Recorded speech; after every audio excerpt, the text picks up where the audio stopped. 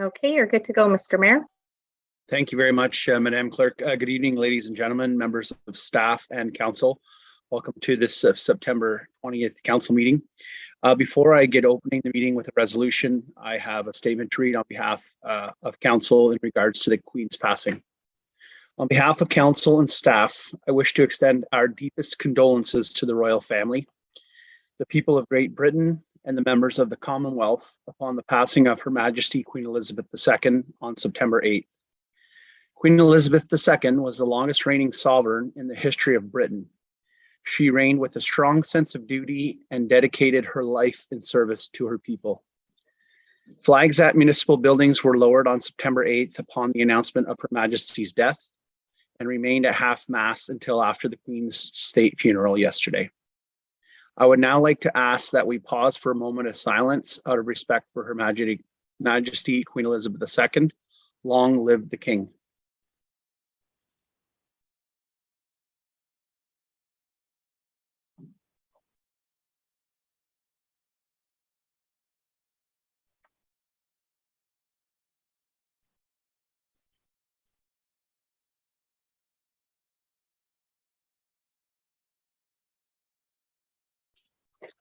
Thank you very much.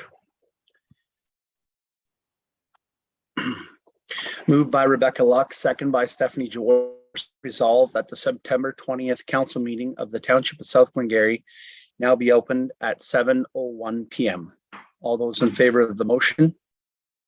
Motion is carried. Thank you very much. I'll now ask everybody to stand for the playing of our national anthem.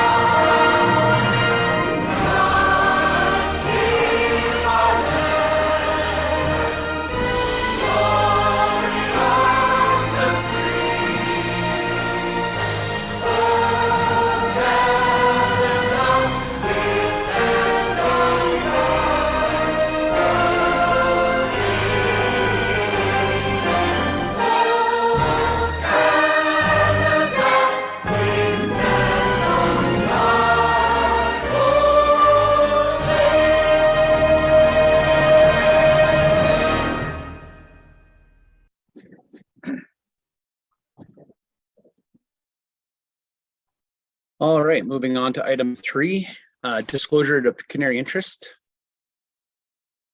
Seeing none, move on to item 4, approval of the agenda. Are there any deletions, additions, or amendments, Madam Clerk? Through you, Mr. Mayor, we do have one item that's been requested to be moved into items for consideration from the consent agenda, that being item 10G, the resolution regarding the Strong Mayors Building Homes Act from the town of Kingsville. Okay, 10G. All righty. Okay, moved by Stephanie Jaworski, second by Sam McTonnell. Be it resolved that the Council of the Township of South Glengarry approve the agenda as amended. All those in favor of the motion? Motion is carried. Thank you very much. And moving on to item 5, approval of the minutes of the previous meeting, September 6th. Moved by Sam McTonnell, second by Martin Lang. Be it resolved that the minutes of September 6th council meeting, including closed session minutes, be adopted as circulated. All those in favor of the motion? Motion is carried. Thank you. And moved by Martin Lang, second by Rebecca Luck. Be it resolved that the minutes of the September 6th public meeting be adopted as circulated. All those in favor of the motion? Motion is carried. Thank you. All right, moving on to item 6, presentations and delegations. There are none this evening. So we'll move on to 7A, reallocation of funds, signage program. Ms. Compo. Thank you, Mr. Mayor, and through you. The request that's before council this evening in the staff report is to reallocate funds from the general reserves to the economic development projects account. And this is essentially a housekeeping item to wrap up a project from 2021. What occurred is the project received final approval in the fall of 2021. We had originally anticipated that it would be completed before the end of the 2021 budget year. However, the project did carry over into 2022. Unfortunately, the dollars that had been budgeted for in 2021 should have been carried over into a reserve account for 2022, and that was missed. So we're just looking to reallocate that $6,700 and change to finalize the project and move forward. Okay, thank you for that. Are there any questions or comments? Seeing none, moved by Rebecca Luck, seconded by Stephanie Jaworski.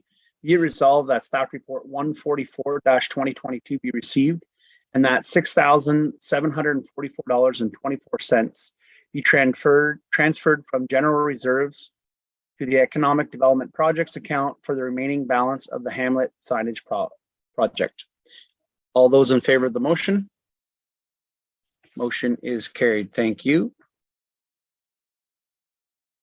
And moving on to 7B, reallocation of project expenses from Walter Wastewater and Wastewater Reserve.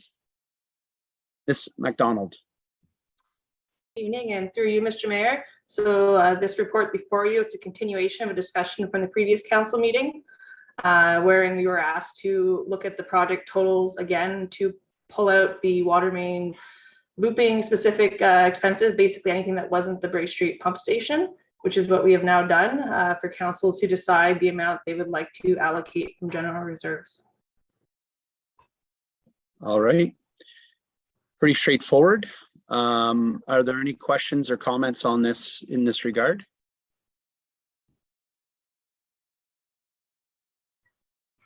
Okay. I'm having problems with my screen here. So I'll read the resolution. I have a question, Lyle. Oh, I'm sorry. Thank you. Go ahead, Councillor Lang. Thank you, Mr. Mayor, and through you. And Rebecca and I chatted about this a little earlier. We read it over.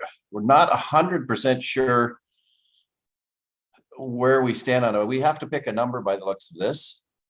So the looping cost, and this is for Ms. McDonald, the looping costs were $768,000. That was for the total looping. That's not the pump or anything. Eh? That's just the looping. Yes, that's correct. All right. And I noticed in there that our former GM of infrastructure had thought that there would be some benefit to the Glen Walter users simply because with the looping, there's not a dead end. They don't have to flush the lines as much and this sort of thing.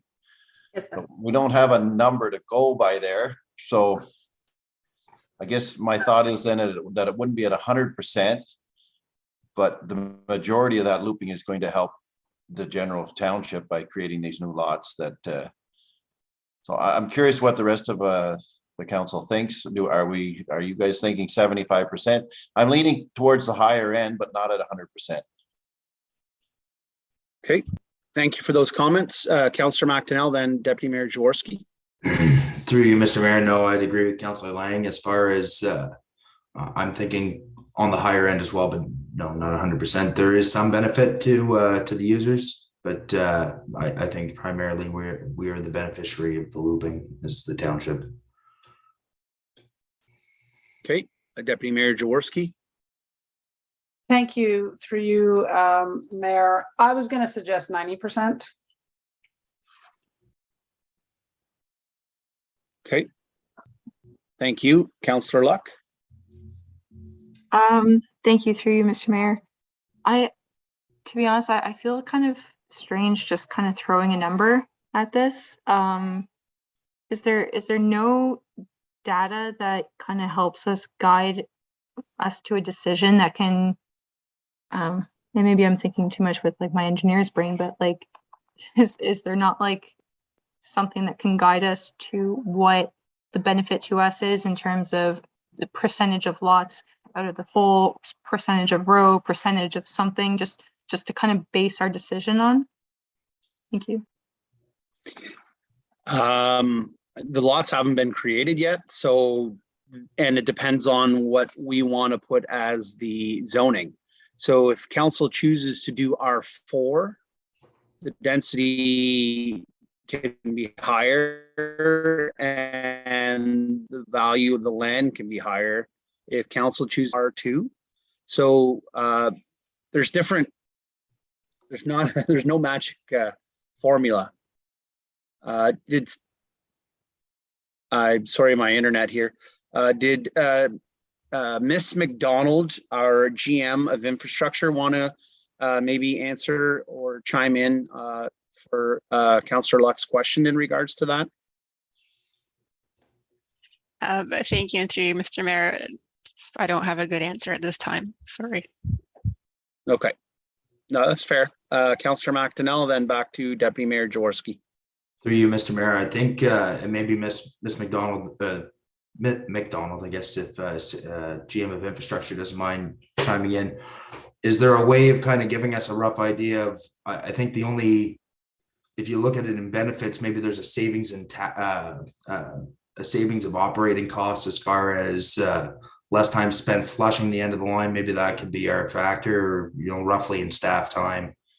But I don't know that we could kind of realistically ask for a number like that in a 3-minute turnaround. I don't know if there's if there's a metric we could use based on that. By no means am I an expert on what it costs to operate or what it would cost to send the guys out for an hour. But I'm just thinking that might be one of the metrics we could use. Okay. Maybe Deputy Mayor Jaworski has a better point. Yeah. I don't know, but I don't know if it's better, but through you, Mayor, I was exactly on the same line of thinking as Councillor McDonnell. As in my mind, I was thinking, well, there's probably so many hours, dedicated to this flushing exercise on a certain regular basis. And I sort of went, well, in my mind, net present value over 10 years kind of time frame was kind of, so I am assigning it a fairly low value in a yearly operational like expense way. But I mean, in my mind, essentially, apart from that flushing, all the looping and the road related costs and the EVB costs are essentially all associated back. I mean, are all back to the benefit of the township. Apart from that small flushing, and that was my logic. A few hours over a certain period, sort of projected forward. Okay, for sure, and I agree with that, Deputy Mayor. I think 90% seems fair. Miss McDonald, General Manager, we got legal advice on this, correct? That we can do what we're kind of doing here. I just wanted to double confirm that. Or maybe even the other McDonald. It's a little confusing. Through you, Mr. Mayor. Yes, we were told that we were, this was benefiting the full township. So aside from the pumping station, all of the costs would be eligible if we would choose to cover them through other sources. So we are safe in that regard. Okay. So I'm okay at 90. Deputy Mayor Jaworski's okay at 90. Councillor Lang, and we'll try and move forward. Thank you, and thank you, everybody. I appreciate the back and forth here. I think I think I'm going to go with 90 as well. I think I didn't want to put the whole looping cost in because there is a little bit of benefit on. I know we've already earlier in the report talks about taking out the 14,000 for hydrants for the fire. So I think I'm good at 90. If somebody can do the math for us, and we can do the 90%. Yeah, and Miss McDonald, Kaylin, you had your hand up. I just wanted to clarify before the calculation, are you looking at doing 90 of the full project costs for EVB? Because those costs did relate to both the pumping station and the water main looping. it wasn't broken out between because that project was sort of done altogether by EVB. So that whole 136 would be for the planning of the pumping station as well as for the water main looping. Yeah, I would say, to keep it simple, 90% of the whole project. I mean, we can't get too far down in the weeds, and I think 90% of the whole project. And if council has an issue, just speak now with that comment. Deputy Mayor Jaworski. If now fully understanding what Ms. McDonald just explained, I would say then that that EVB full project cost, that part should actually be like half. That should be cut in half, because like the pumping station versus the loop, that was sort of that overall amount, $1.6 or $7 million. I would say I would say it's 90% of that 768 number, and then I'd say it's 50% of the EVB full project cost. Okay. I agree Is with that. everybody else okay with that? Okay. All right. So as Deputy Mayor Jaworski said, we'll do the 90% of the full cost, and then 50% of the engineering. So do you have a number for me to read? Yes, through you, Mr. Mayor, that would be $772,800. $772,800. Okay. $772,800. Okay, perfect. So I'm going to read the resolution and listen to make sure it's all good, and then we can vote. Moved by Stephanie Jaworski, seconded by Sam McDonnell. Be it resolved that staff report 145-2022 be received, and that the Council of the Township of South Glengarry directs administration to reallocate $14,420 from fire reserves and $772,800 from the general reserve account for the Glen Walter Bray Street pumping station upgrades and extension of the water wastewater mains. Any questions or concerns? Seeing none, all those in favor of the motion? All right, great. Thank you very much. Motion is carried. All righty, moving right along here. Staff report 146-2022, Chief Robertson. Good evening, Council, and through you, Mr. Mayor. This report this evening builds on a report an information report I brought to Council at the last meeting, referencing the septic system at the new renovation project for the new Williamstown Fire Station. As part of the change of use from a roads garage to a fire station, the building is classified as a post-disaster facility. As such, it triggered numerous parts of the Ontario Building Code. They're all listed in the report. And one of those triggers is a septic system review and also report. That report is attached to this evening's presentation. In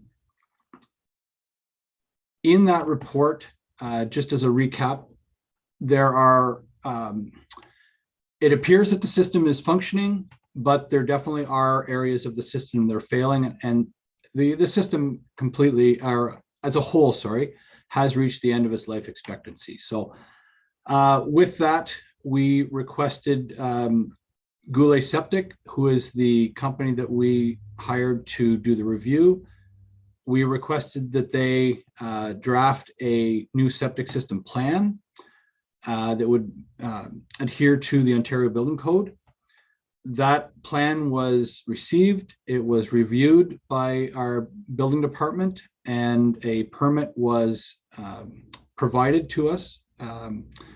So we have that permit, which is in essence the plan for a new system. The system details are listed in the report. At this point, I guess the meat of this presentation is to request of council that we can proceed with a request for quotes for the system replacement, and I have reached out to some suppliers. I'll reach out to more to discuss it. Some of them are confident that they can fulfill a project this fall within the timeline of the renovation project. So the request of council is, pending any further questions, but the request of council is that administration is authorized to proceed with quotes for a new system. Thank you. All righty. Any questions or comments? Councillor Lang. Thank you, Mr. Mayor, and through you. It stings a bit, but I guess if we expect our residents to follow these rules, I think we have to follow the rules. And even if, I do think the system we're putting in is way bigger than what we need for a fire hall. It is in the building code that, the building could change at some point. So I'm in favor of it simply because I think we're asking our residents to follow these exact same rules when they do renovations. So I think we have to do the same thing. Okay. Fair enough. I just want to make sure that our procurement policies were followed in the request for the design of the system, because there's more than one designer out there. So that was the only concern that I had, that there was no opportunities for other designers to bid on that. That was a concern that I had. But if you're saying that all the procedures were followed, that's fine. Any other questions or comments?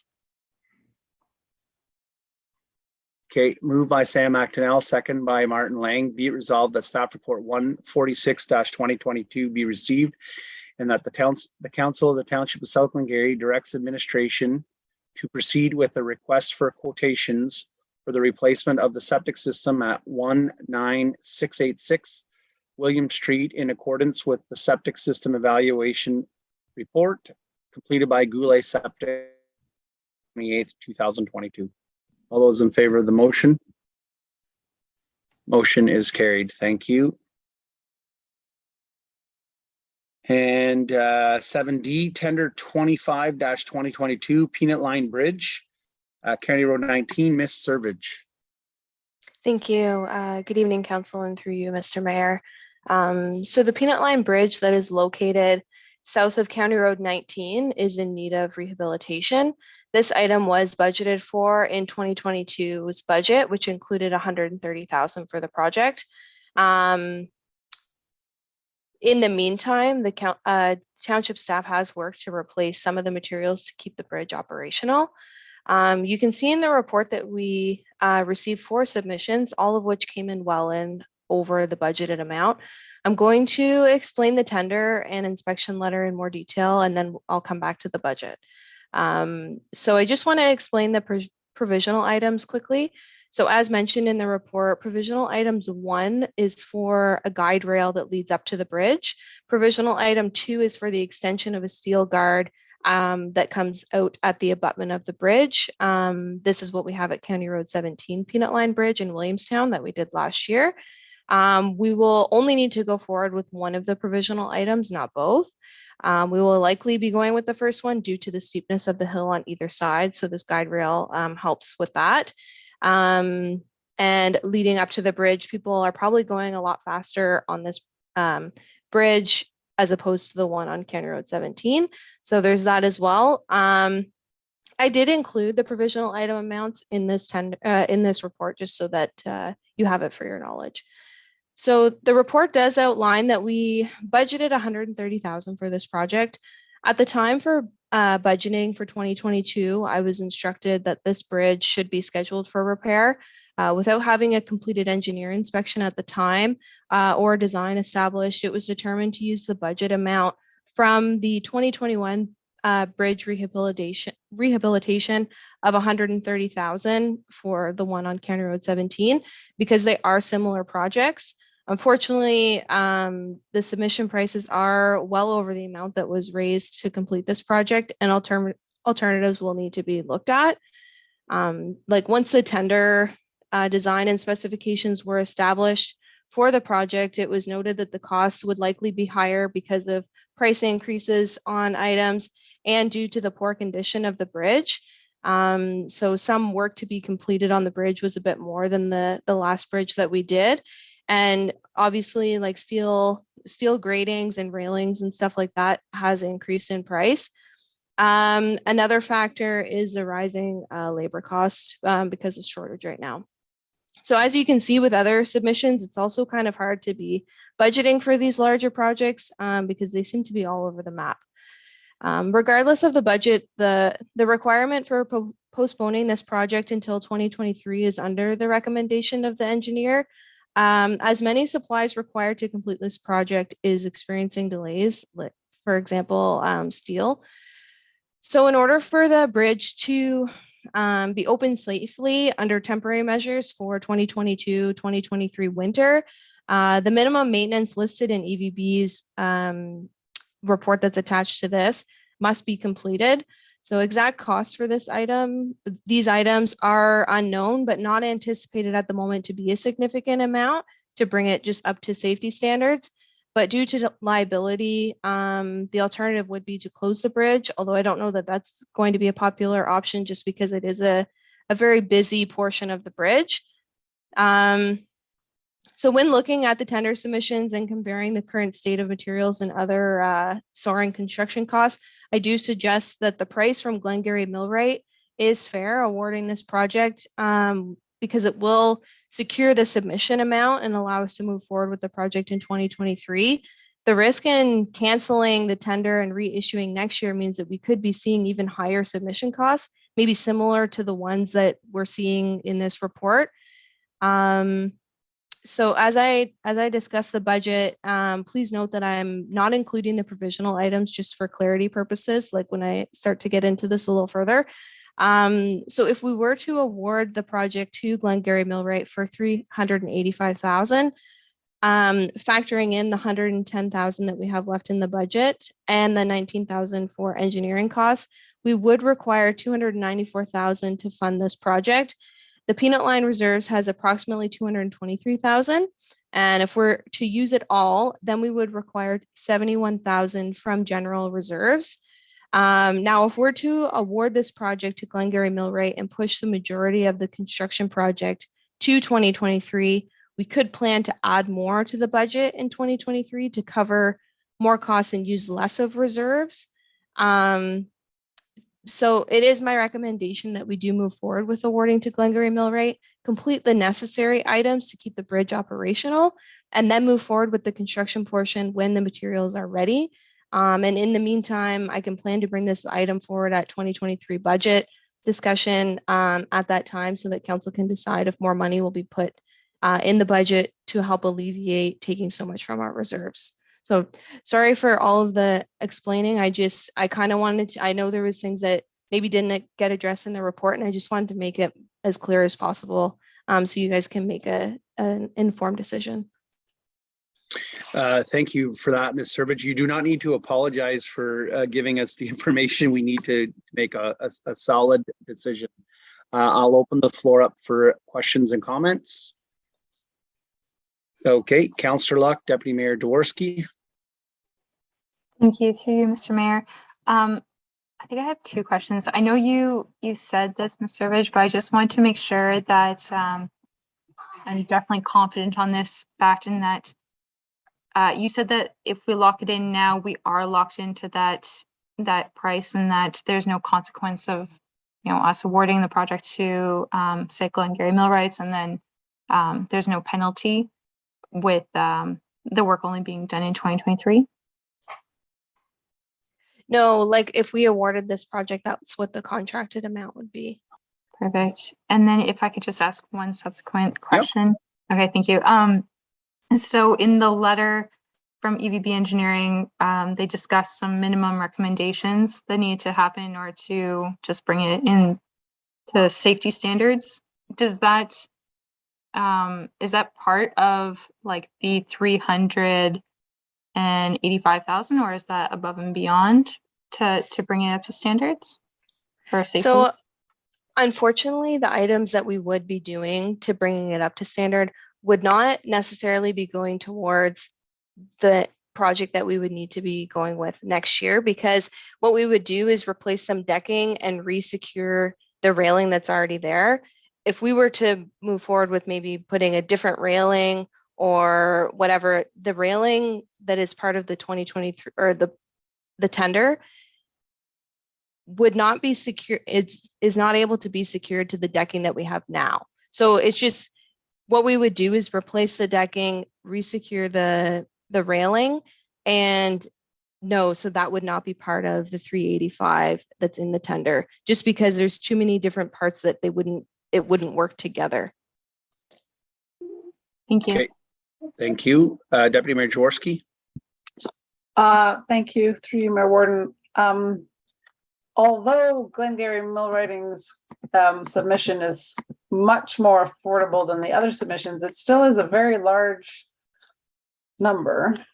So so I was hoping, Ms. Servage, if you could walk us through again exactly what we're getting for that amount. And also, then this is just something that, I had a quick discussion with Councillor Lang about this some time ago about, other creative solutions like reusing rail cars and whatnot, where you see that done a lot in the States, where they use rail cars as bridge surface, I guess. So I was just wondering if we'd looked at other solutions like that and if those are equally as expensive as what we're looking at now. So 2 questions. Thank you. Yeah, so as part of the, I don't have the tender document right in front of me, but we would be fixing the existing steel bridge with putting in a new decking structure, which is similar. If you've been to the one on County Road 17, it's like a steel grating. So we'd be putting that on. That's a large portion of the cost because that steel grating is quite expensive.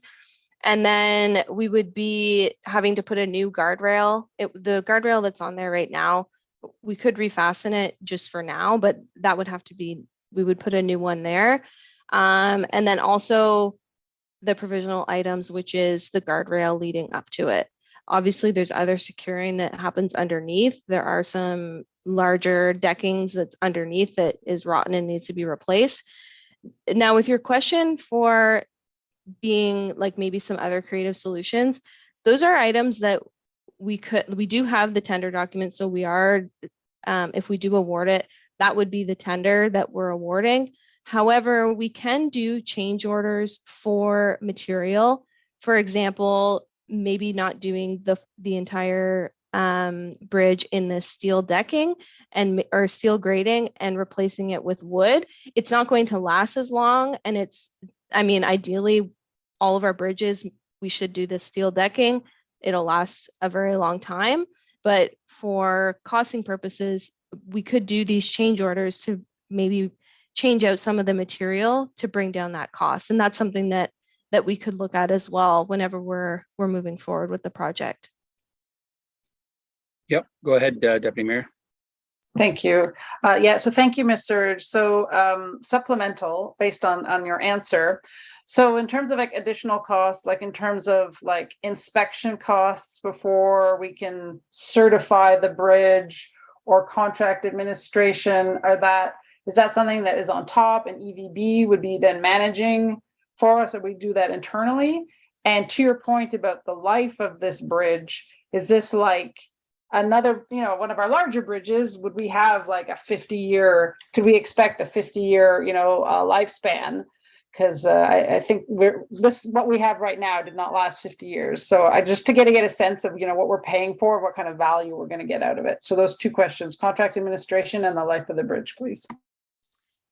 Yeah, so the inspections of the bridge is something that actually I've been talking with GM Mrs. McDonald about. We do have, I don't think they're annual, but there already are inspections that happen on these bridges that is. If I may, contract administration through you, Mr. Mayor, is typically 6%, 6 to 8% of the construction cost. So it would be fees paid to an engineering firm to handle all of our inspections and payment certificates throughout the construction.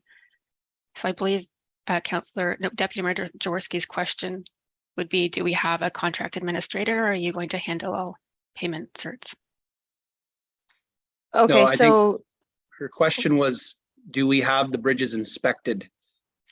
I think No. that, No, Oh. Jan McDonald had it right. I'm sorry. Maybe I wasn't being clear. Again, it's trying to get a sense of this cost. Like, is there contract administration on top of it, and how long will the bridge last?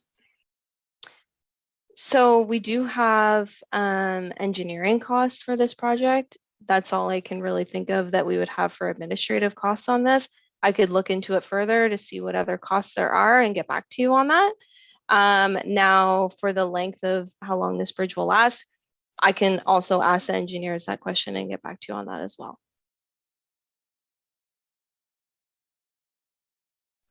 Councillor Lang. Thank you, Mr. Mayor, and through you.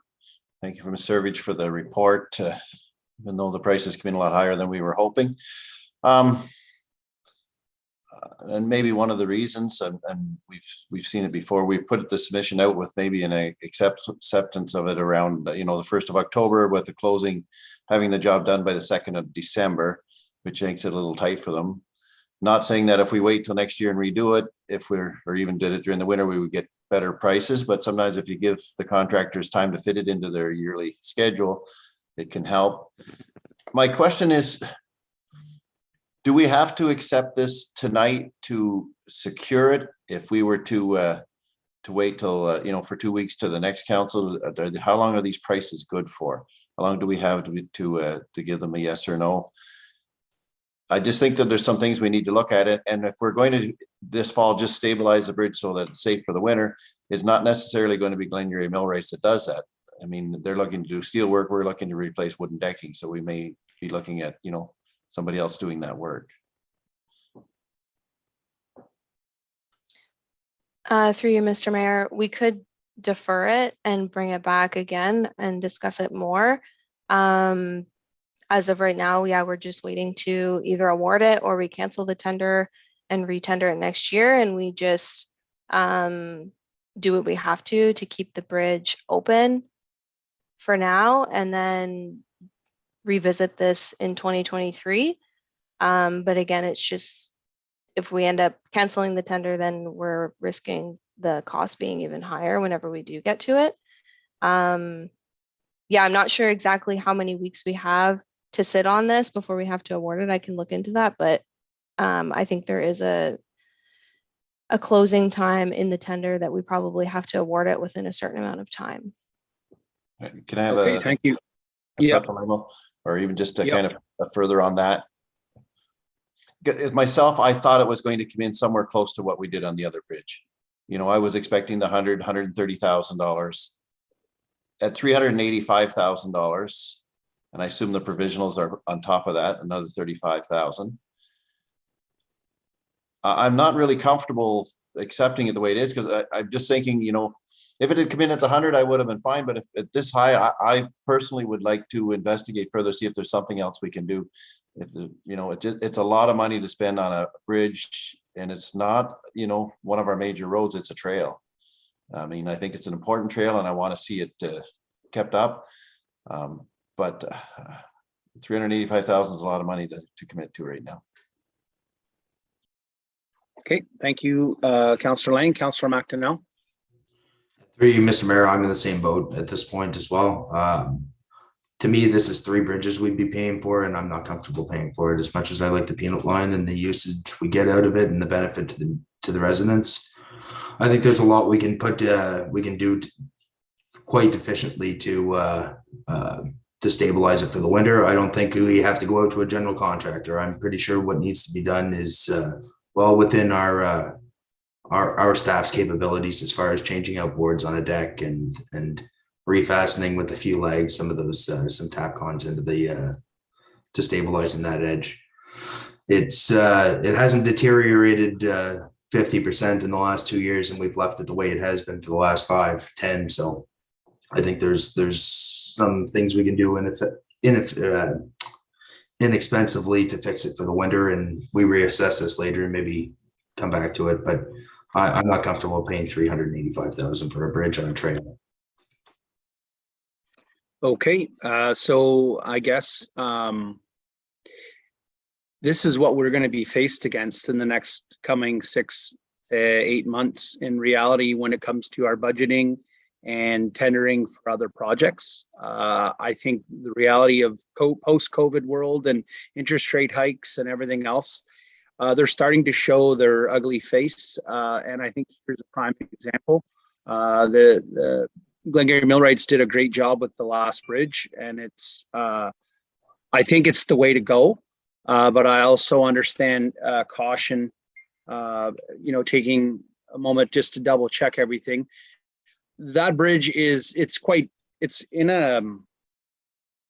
dangerous. Like we got to make sure that we're making the right investments. So I think at this time I'd like to defer it to see if maybe we can get more information, or do you guys just want to read the resolution and go to a vote and go from there? Councillor McDonnell? I'm fine deferring it, and maybe we can get a little more, a better look into it, but I caution because we spent, we know with staff time included in our fixing the one at Bridge End, it was about 70,000 for a very similar bridge, and we built it ourselves. And I know Glengarry Millwrighting or our other contractor did the one in Williamstown, another similar one for almost a third of this. So I don't know. I know it's hard to get staff, and their contractors are being chased everywhere for looking for, they're not looking for work necessarily, but I caution at this point. I'm fine deferring, but I'd like to see a lot more information maybe. And it's not against GM Servage's report. There was lots of information, but I think we've got to be pretty sure, a little more than pretty sure on this one. Okay, I'll go to Ms. Servage. I see CO Mills is on, and then to you, Deputy Mayor, for the final comments. Thank you. Through you, Mr. Mayor. I just want to point something out. I don't know, obviously everyone has seen the photos on the inspection report that AVB's put together, but this is, if we are going to defer it, I mean, it's council's decision and we can defer it. But if we do end up just going forward with fixing the items so that we can get through the winter until we figure out what we're doing, these are not items that would be done in-house. Like, we do not have the staff resources to do this. It would have to be something that would be contracted out. I know in the past, maybe we've done bridge projects. We've also have a different amount of staff now, and there's definitely the department is operated a bit differently now. So these are not items that would, they would not be done in-house. It would have to be contracted out. I just want to make that clear before we move forward. Okay, thank you. CO Mills. Yeah, through you, Mr. Mayor. Just to end the conversation, and I understand about the deferral. We had a number of discussions with myself and Ms. Servage. You know that there have been a number of bridge inspections and culvert inspections done, much to the credit of the work by General Manager McDonald in infrastructure. And what we are increasingly finding is that both the costs are going up and the deficiencies are going up. So we have put a real effort as departments, as senior staff, with the inspections, and some that were long overdue. And this is the result. And yes, there will be difficult decisions, as you say, Mr. Mayor, in a couple of months for budget in 2023. We'll respect what you decide, and then I think we need to come back in the next meeting with either more information or other recommendations. But the bridge as is not going to stack up come the next year. We're going to have to do something. Okay, Deputy Mayor, final comments. Thank you. Through you, Mayor. I'm okay with deferring it, although I suspect I won't be supporting it when it comes back. But things that I would like to have more information on are these additional contract administration costs, what kind of lifespan we can expect from it, and if there were any other creative solutions that were looked at. Because again, like, the cost of this compared to some of the bridges, like major bridges that we're doing now, it just doesn't seem to make sense. And I really did like Councillor Lang's comment about trying to, like, sometimes the timing of these influences very much the pricing and the supply. And if it's something that we plan for or get a tender out much earlier in the new year, maybe we will be looking at a better situation. So certainly I'm okay with deferral, but those are things that I'll have questions for next time. Okay, perfect. Good discussion. Moved by Martin Lang, second by Rebecca Luck. Be it resolved that staff report 147-2022 be received and that tender 25-2022 for the Peanut Line Bridge rehabilitation be awarded to Glengarry Millwrights per their submission of $385,000 plus HST, and furthermore that the mayor and clerk be authorized to sign all relevant documents. All those in favor of postponing the resolution? Motion is carried. Thank you very much for your work, Ms. Servige. Moving on to 7E, North Lancaster Landfill Annual Story Report. Thank you, and through you, Mr. Mayor, I am pleased to have no money items tonight. With that said, this is to bring to council's attention the North Lancaster Annual Report from 2021 that was completed by WSP Canada. The report included in your agenda package, I know it's over 500 pages, a great deal, many of those pages are just information and data that was collected. I've tried to summarize in my very brief info report the highlights. So some good news for you tonight, council. The North Lancaster's landfill's lifespan is now 7 years. I believe that's up from maybe 4 now. So we've expanded it to 2028, which is fantastic. Through that, the topographic survey and some of the investigations have found that about 38% of our landfill mound is our interim cover. So if we can improve our landfill operations a bit more and be a bit more, I guess, pointed with how we apply and then take off our interim cover, we might be able to get an additional 2 years out of the North Lancaster landfill, which would bring us to 2030, which would be very exciting. And then there were a few recommendations at the end, which are captured very briefly in point 8. I did not invite WSP tonight to give a presentation on this, but if council wishes, I could certainly do that for a future meeting. And thank you. Okay, thank you for your report. Are there any questions or comments of members of council? Deputy Mayor Jaworski.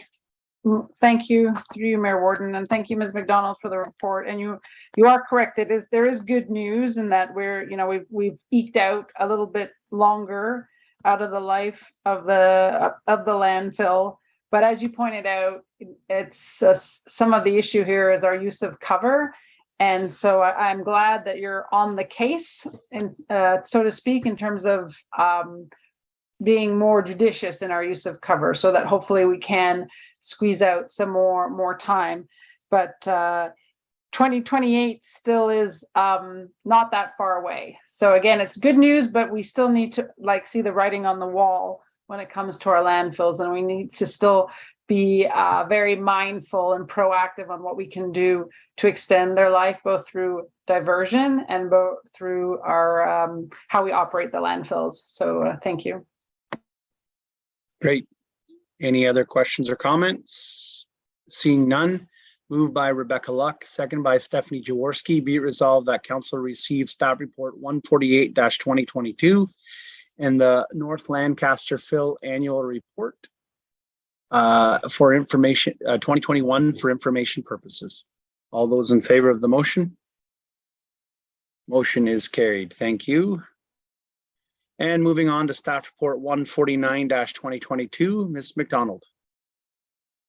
Thank you, and through you, Mr. Mayor, this report is bringing forward a request from residents for use of a green road in accordance with our bylaw 3314, which should be appended to your agenda package. It is from the residents at 18803 County Road 18, which is just east of Martintown. Their application was complete.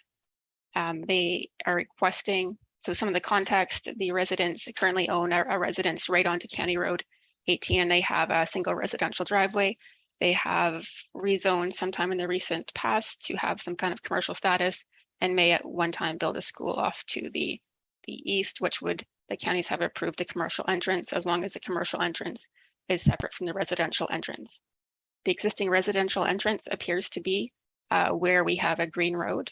So the entrance kind of tags down to the west. So it would be existing and there for however long the home has been there. The residents are interested in severing off part of the parcel north of their existing home to build a new home. They have approached the counties to see if the counties would allow for a second residential entrance or to share the commercial entrance in the counties. What did Mr. DeHaan say? Said that, oh my goodness. It is, anyhow, per the county's policies, they would not support a severance with a new entrance onto a county road, and suggested that the residents look northwards to Beaverbrook or reach out to the township, who is us, to consider use of our green road for their residential driveway of the severed portion. So it'd be a shared driveway on our green road servicing the existing home and a potential future home to the north. I have a bit more information that I can provide, but in this particular aspect, the Infrastructure Services Department really does not support the use of a green road for private accesses. And that's our opinion, but up to you folks. Thank you. Okay, questions or comments? Councillor Lang. Thank you very much, Mr. Mayor, and through you. I'm having a hard time with this one. I think that whoever ends up on council next term is going to have to do some serious work to address the fact that we need to have some kind of a policy for unopened road allowances. We need to have a serious look at them, decide which ones we are willing to part with that make no sense to keep, which ones that we should keep and may provide a use in the future to the residents of South Glengarry. It's not, I don't think it's the best policy just to be reacting every time we get a request and we say, okay, yeah, yes or no. We need to have some thought put into this ahead of time. So that green road is about almost 3,700 feet long by what I'm measuring here. So it's a good little amount of road. So likely over 3 acres. I don't know if they're just asking to buy a little piece of it. If they do, then the rest of it is a waste of time. So they'd almost need to buy everything right from one road to the other. And it seems like the reason for this is because they need an entrance to their house, and the counties do not want to give them another entrance off County Road 18. So I guess my thought is I don't want to sell this quick. I would want some thought put into this before we would decide to part with the green road. I did move a culvert and entrance on County Road 18 a couple of years ago. The counties don't want any more entrance, but I agreed to take an entrance out and to move it. So I decommissioned one and added another one, and they were already at that. Maybe as there's 2 entrances on this property now, one at where our green road is and one just a little further to the east. Maybe that's something the residents could do is talk to the counties about moving an entrance or decommissioning one to add another one. Maybe they would be willing to do that, but I'm not ready to just sell a piece of property without us having done more homework and looked into whether or not this is beneficial in the future. Ms. McDonald. Through you, Mr. Mayor. Oh, yep. The residents' request is not to purchase the green road. It's simply to have usage of the green road for their private driveway moving forward. Well, I misunderstood totally then. I thought they wanted to purchase the green road. I guess I should have read a little closer. It says use, so, but I assumed if they're going to use it, they want to own it. So it does change it. I mean, if they're just using, are they looking to put a residence that is going to like to put a longer laneway then to put another residence north of their house? Yes. So then that would be a permanent use of the green road then? Would it be considered, it would be an unopened road allowance then, similar to what we have, there's a few of them around the township then where residents are using that, but not, we're not providing services or anything.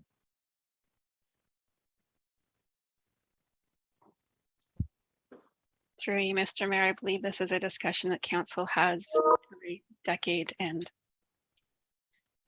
good luck. All right, I'm going to, I'm not so against that one then, although I still going to maintain that we do need to have a green road policy where we can decide these things, you know, have some direction ahead of time. but I do want to hear what everybody else has to say. Thank you for that. Deputy Mayor Jaworski, then Councillor McDonnell. Thank you, through you, Mayor. So couple of things in maybe not a most organized order, but I mean, my understanding is these residents do have a right of appeal to county council to have another entranceway on that property. I don't believe it can be unilateral final decision by staff. And looking at that area, I mean, I understand they don't want more entrances on the county road, but there's quite a few houses in that area. So I don't know. I think sometimes that thinking can be challenged, perhaps, particularly in this world of, you know, housing crisis, intensification, et cetera, et cetera. So there's that. I don't know if the idea of coming from Beaver Brook, as Councillor Lang already commented, that's quite a distance. I measured out, like, it's almost 1,000 meters. So that's quite an entrance. But I'd like, and I'm not, it seems the driveway's on the unopened road allowance, but my understanding is none of this has been surveyed. And so, you know, there's other situations where when people have had to sever, they've had to do the flag lot. And then, you know, they could do a flag lot and have like an easement between, or some sort of shared agreement between the property at the bottom and the property at the top, depending on where that entrance actually is. Is it really on the unopened road allowance, or is it actually on their property? So I think that's, and they could perhaps do an easement on that. Even if they keep that small entrance at the bottom, the easement could go, or the way they sever the land potentially, could it not go on that other property? So I guess what I'm saying is I have still questions. I guess I'm kind of like Councillor Lang. I feel like there's other options that could be explored before we go with this route, because I think, as we know, some of these agreements do cause problems for folks later on who are buying these properties, who don't understand that they're in some strange, unique situation that is, you know, means that they're going to have costs that they're not anticipating. So I'd say it's important that we try not to go non-standard unless we have to.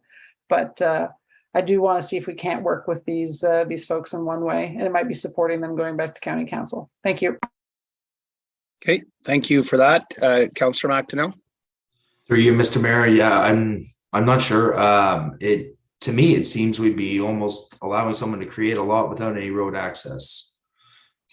Seeing as it's an unopened road allowance, we'll more or less, the address for that property won't be a County Road 18 address. It would probably end up being an unopened road allowance address, because you'd be talking, they would actually have no frontage. I'm assuming their initial plan would be where they were looking for a driveway access, maybe on the far end of the property or up that middle portion where it's just kind of hard to see. I don't know where, unless they were going to split that field in half for the driveway or on the very east end of the property. I personally, though, I don't feel comfortable helping someone create a lot with no actual access to an open road. It sets a bad precedent for the township, and I think there is better options, and I think they should pursue it at county council, because I think the counties aren't maybe looking at this, as Deputy Mayor Jaworski said.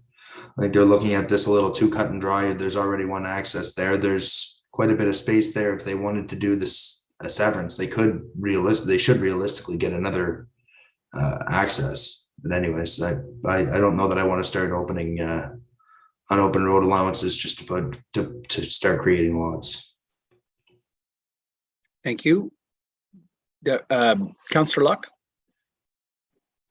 Thank you, through you, Mr. Mayor. I think my thoughts were kind of touched upon by a lot of my fellow councillors. I definitely, you know, want to help these residents, you know, fulfill their dream and what they're envisioning, but at the same time, I'm very hesitant to, as Councillor Lang put it, like, have a reactionary approach to this. I think we've seen this issue and the grandfathered effect of this issue multiple times. From when, you know, this has happened and they sell the house and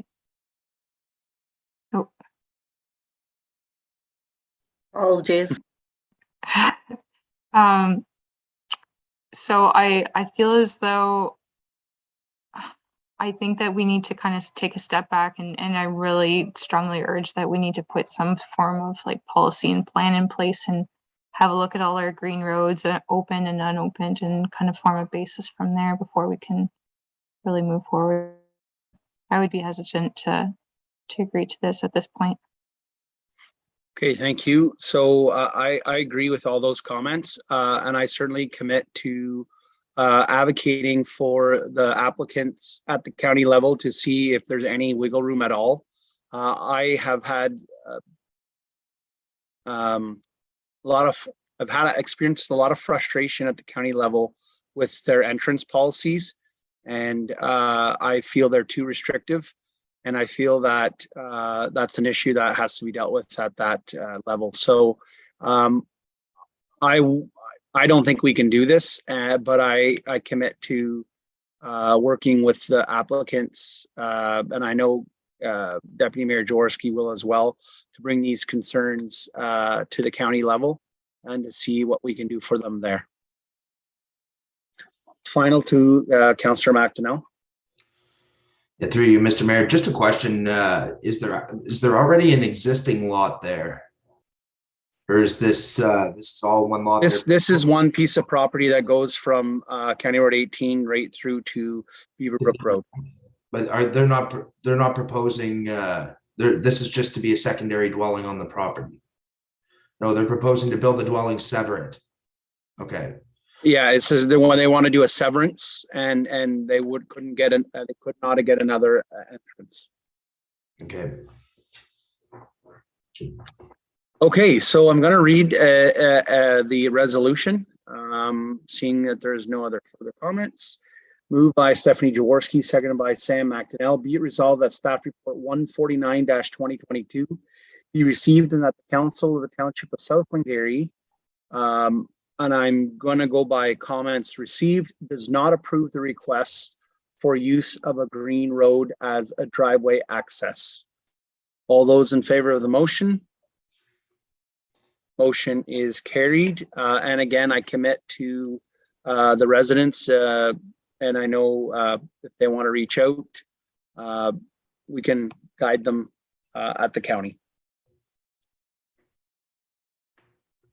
All righty, and moving on to staff report 150-2022. Sorry. Bylaws, Federation of Canadian Municipalities Grant Agreement, Ms. McDonald. Thank you, and through you, Mr. Mayor. It's really housekeeping since the project is completed almost, and when we've spent the money. It is to enter into an agreement with the Federation of Canadian Municipalities to receive our grant of $45,000 to $45,238 to put towards the development of our asset management plan. This grant was received last year, and we only just received the agreement in August. So the work has been done, the money has been spent, and we would like your signatures to claim our money. Thank you. Great, always a good news story. Any questions or comments? Seeing none. Moved by Sam McDonnell, second by Martin Lang. Be it resolved that staff report 150-2022 be received, and that the bylaw 62-2022 being a bylaw to enter into an agreement, a grant agreement with the Federation of Canadian Municipalities, be read a first, second, and third time, passed, signed, and sealed in open council this 20th day of September 2022. All those in favor of the motion? Motion is carried. Thank you very much. All right, moving on to 9A, CLRC Arena Floor Project. Thank you, Update. and through you, Mr. Mayor. So this is just an update on the Charland Recreation Center floor and dashboard project. It's just a quick update. So the dashboards have been installed, but we're just waiting for the final install of the lift gate. We've also had some adjustments with the glass, but for the most part, that has all been installed successfully as well. The plant was turned on over the weekend, and thank you to Simcoe and our facility operators. We're slowly reaching proper temperature. It's important that we decrease the temperature of the slab at a very slow rate, as this is a new floor and we need to prevent any cracks. As mentioned in the report, once we have reached the temperature, we will begin building ice. We then have to apply the whitewash lines, the additional in-ice logos, and etc. Much progress has been made since writing this report, which we're very happy to see, thanks to our facility staff and contractors. We do have a few more things to do before opening, so we are continuing to move forward with the opening date of October 6th, which was established back at the May 16th council meeting. I don't think this is in my report, but we are continuing to be on budget for this project as well. I have spoken with North Glengarry. They're also experiencing glass delays, and they have moved some of our user groups that were scheduled to use Alexandria over to Maxville. So we are grateful that they were able to look after our groups. And I know other neighboring municipalities have stepped up as well. So thank you to them as well for accommodating. We really appreciate that. I also just want to say a quick thank you to council for your patience and understanding as we move this project along. I know you're probably getting a lot of questions from the public because it affects a lot of people. I also want to thank the community. We really appreciate their patience as well, because I do understand that this impacts everyone, and it's not a fun start to your season in another arena or delaying your season. So we do appreciate that. The project, it hasn't been an easy one, especially as we near the end. There has been many challenges with supply issues, labor shortages, that just adds to the whole other component of this project. So when things are out of your control, it just makes it a bit more difficult. So, but our rec department will be very happy to see this project completed, and I'm happy to see that we're finally nearing the end. I also want to mention we're pleased working with Bradley Contracting. They are the general contractors on this project, and they've been keeping us on track to get us to where we need to be. So we appreciate that. Anyway, that's about it. We're nearing the finish line, and we'll continue to keep our user groups up to date if there are any changes. But as of right now, we're sticking with our October 6th date. Thank you. Great, and thanks to you as well, Ms. Servage. You certainly have kept the public in full view, and I've actually had a few comments from members of the public thanking us for keeping them up to date. And I actually haven't had any calls recently because we're that proactive. So thank you for that. Are there any other questions or comments? Seeing none, we'll move on to the next report, our items for consideration. 9B, National Day for Truth and Reconciliation. Mr. Mills. Thank you very much, Mr. Mayor. Through you, an information report on the National Day for Truth and Reconciliation. In 2021, the Government of Canada passed legislation to recognize September 30th on an annual basis as National Day for Truth and Reconciliation. About a year ago, Council passed a resolution affirming support and recognition of the day, and it's now a statutory holiday for staff. Just of note, our neighbor to the south, Akwesasne, we've worked hard over the last number of years to continue to develop that relationship. You know, we share Hamilton's Island, a number of islands. And we've started we had started discussions about the cairn a number of years ago, and that was finalized. Of note to council, this week Parks Canada is visiting, and Ms. Servage and I will be meeting with them on Friday to discuss the interpretation site and the funds that we're receiving as part of the agreement. So that's a good news story. Also staff, and I know council have received the information about completing 4 seasons of reconciliation training through First Nations University, which is, it's not a first step, but it's a small step towards our commitment as a township to learning more about Indigenous and our peoples and our neighbor, and what's gone on in the past and how we can move towards the future together. We're going to raise the flags tomorrow. Every Child Matters at the Township Hall and at the Recreation Center. And we're still working on plans for the day before a National Day for Truth and Reconciliation, like last year when we honored Indigenous peoples. We'll continue to seek and participate in reconciliation as managers, and certainly I know you will as council, And I'm certainly proud of our continued relationship with the people of Akwesasne and the leadership through Grand Chief Benedict and other administration and chiefs that we've come to know better in the last few years. So thank you for the support of you as council, but also of staff and the community. Well said, CEO Mills. I too feel the same. Are there any other questions or comments? Seeing none. Moving on to item 10G, Resolution Strong Mayors Building Homes Act, Kingsville. I'm not sure who asked for that to be brought forward. Councillor Lang. Thank you, Mr. Mayor, and through you. Yeah, it was me that that brought it forward. And I've heard a little bit about it. Well, I'm not going to say I'm totally knowledgeable on it, but this Bill 3, which the province has enacted, which gives special powers and duty to heads of council.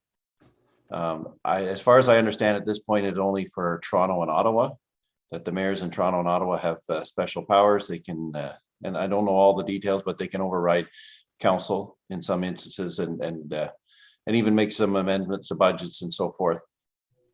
And I'm not really in favor of it at all. And I'm definitely not in favor of it going any further than Toronto and Ottawa. And I think that's what this resolution from Kingsville is geared at, is that they just like to make sure that that the province doesn't continue this. I think our council, especially in our rural areas, are working well. I think they're elected for this purpose.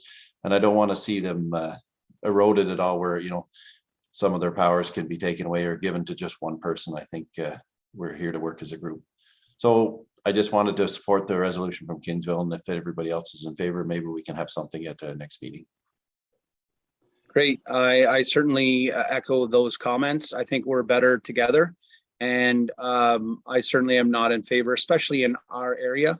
And I think, you know, building consensus is the foundation of getting things done. So I certainly would be happy to support that.